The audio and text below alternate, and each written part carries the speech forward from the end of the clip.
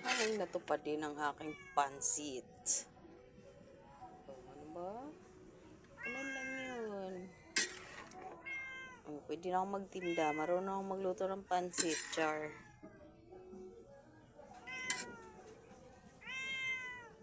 Mamaya ka naming. Bigyan kita mamaya. Mamaya na po. Titikman pa na natin.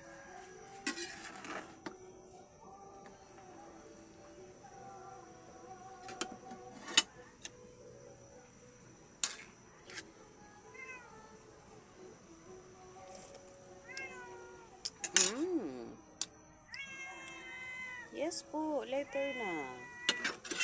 Mamaya na, Miming. Patuyuin natin konti.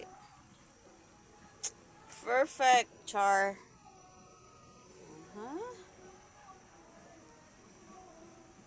Pansit. Ganton. Tapos sinaluan ko siya ng konting bihon.